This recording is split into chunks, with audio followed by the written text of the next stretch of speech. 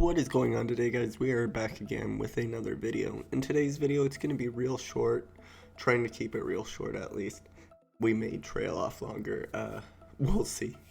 But we are going to be discussing in today's video why Dying Light is, in my opinion, the best or one of the best zombies games of possibly all time, if not one of the best ones that I've at least played.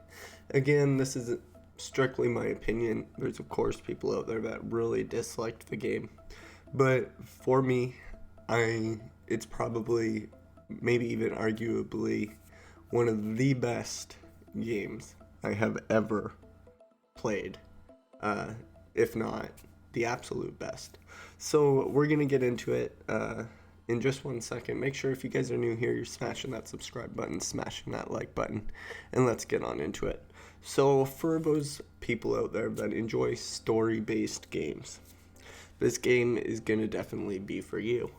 There was definitely some of the side missions that kind of were repetitive in a sense, but they were meant to be like that. And by that I'm talking about like quarantine zones and stuff like that.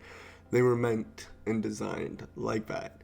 The main storyline hooked you in a way that you were angry at the main bad guy, Weiss or Rice or whatever his name is, and I physically got mad at him in the game.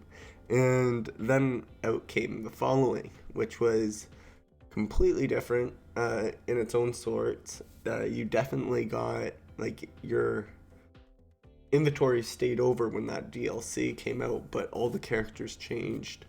All the gameplay changed. It was more of a farm area instead of like towns and stuff like that, which in my opinion was unbelievable.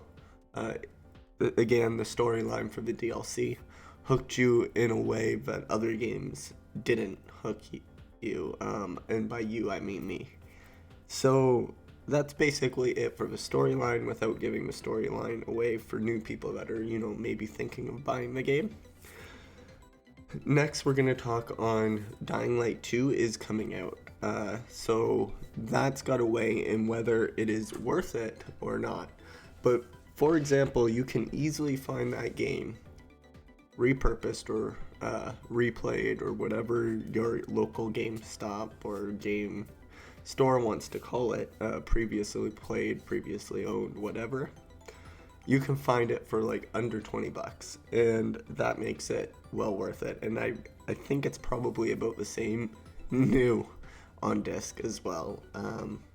It's a pretty cheap game because it's been out for years upon years upon years. I remember first getting my PS4, and it was one of the games that was first released with the PS4. So that makes it a very old game. And then Dying Light 2 coming out soon. I still would recommend getting Dying Light 1 if you're waiting for that to come out. And then you can, because the storyline in itself was well worth it. And I do have a feeling Dying Light 2 is going to be completely unrelated. And it is, I don't picture the same characters coming over. They might. I haven't dug deep into it, but it is what it is. Now comes the gameplay. The gameplay in this game, in Dying Light, is very, very satisfying.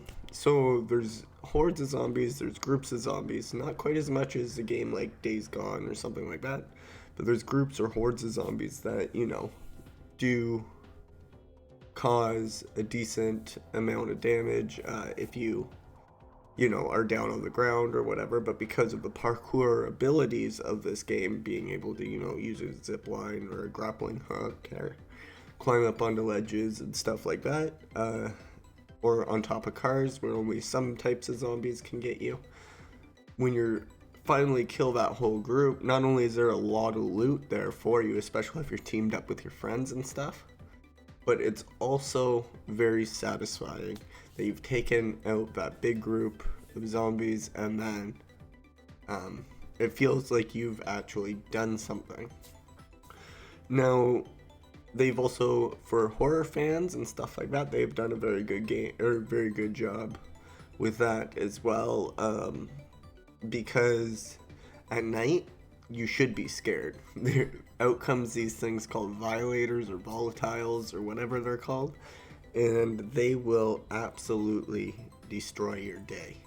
They come out only at night, and if you get trapped out there with multiple of them, you're pretty much done. So it makes the night actually terrifying. Of course, there's guns and melee weapons. Most of the time you're going to be using melee weapons because the guns attract all the zombies. So the melee weapons, there's a lot of focus on it, upgrading, and lots of different kinds, you know, everything from paddles and shovels all the way up to samurai swords and katanas and machetes and everything. So guys, this game again is very, very, very satisfying. It's got a great storyline, and personally it's been one of my favorite zombie games, if not my favorite game of all time. Remember, if you like this video and you agree, remember to hit that like button, hit that subscribe button, and also check out our Twitter. Will be linked in the description below.